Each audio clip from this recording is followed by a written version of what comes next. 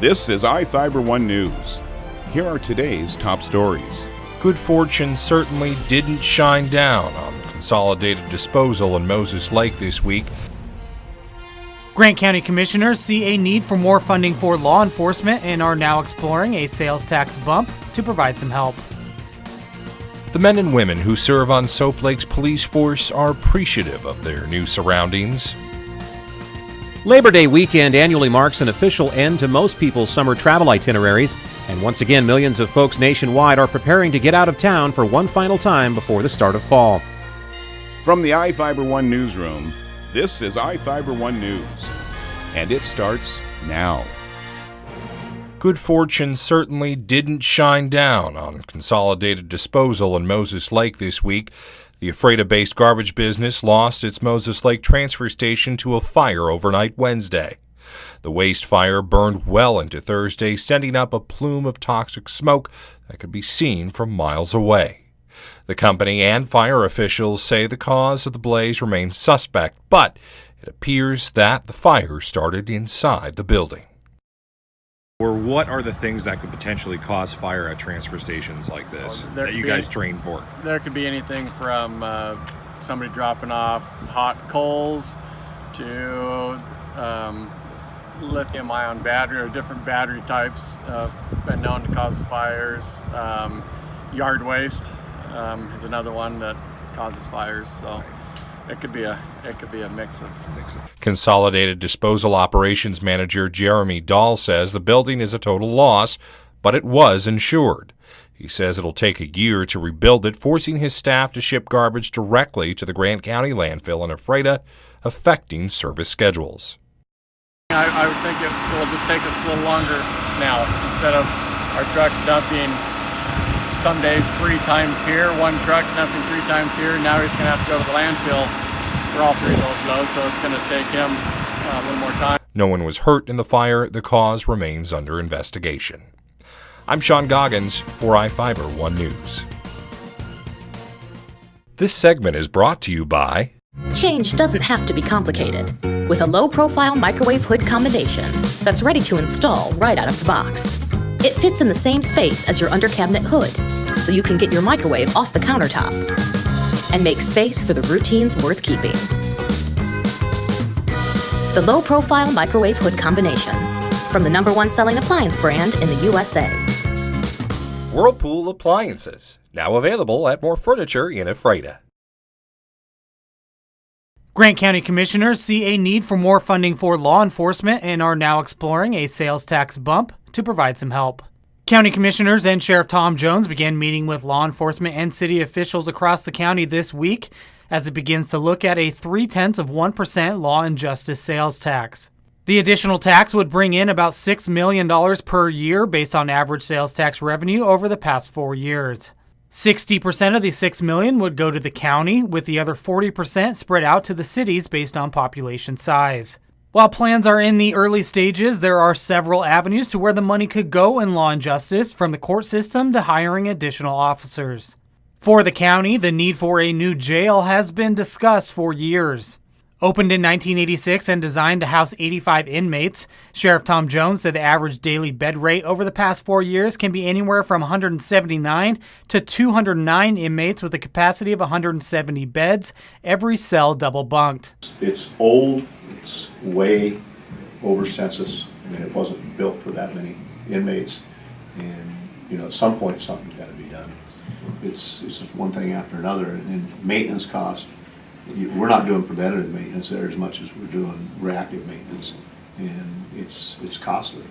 iFIBER 1 News took a tour of the jail last week with Lieutenant Dan Durand, who said the 30-year-old facility is showing its age, from water and sewer leaks, including in the kitchen, to outdated infrastructure and safety concerns for not only inmates but corrections staff as well. Grant County isn't alone in dealing with the struggles to fund law and justice departments as federal and state grants become less available. At some point we have to be able to replace that somehow. I mean, we've pretty much exhausted grants and other avenues of funding, and there's got to be a way to sustain and to improve on what we have.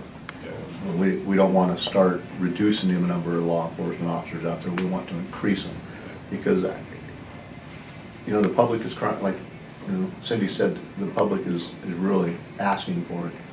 And when they're asking for it, they see what's going on out there, and there's just not enough officers and deputies on the road.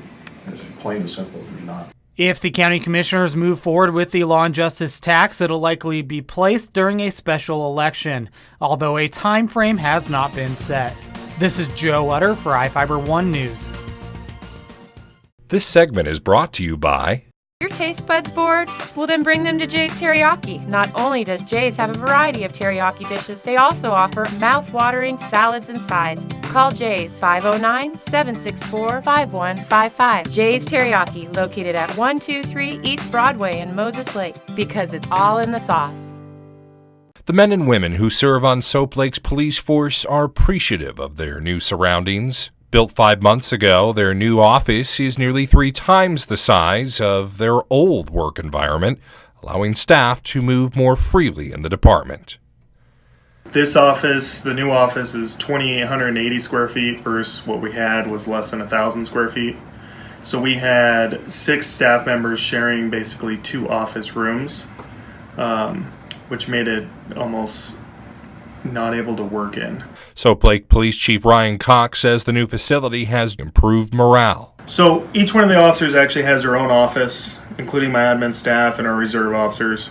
They each have their own office that they can work out of, therefore they can keep track of their own cases, and they have their own ability to have their own file cabinet, their own whiteboards. They can put up who they're looking for, what cases they're looking into. They also can take individuals that come in and interview them in their own office, instead of just everybody trying to pile into just one office, which makes it very confusing. Technological enhancements include a new security camera system, phone system, and new servers. The $200,000 building was paid for by a $500,000 bond taken out by the city last year, and some of the equipment was purchased through a grant provided by the Ephrata Walmart. That same source of bond funding will be used to pay for the City Hall remodel, which has yet to begin. I'm Sean Goggins for iFIBER 1 News. Labor Day weekend annually marks an official end to most people's summer travel itineraries, and once again, millions of folks nationwide are preparing to get out of town for one final time before the start of fall.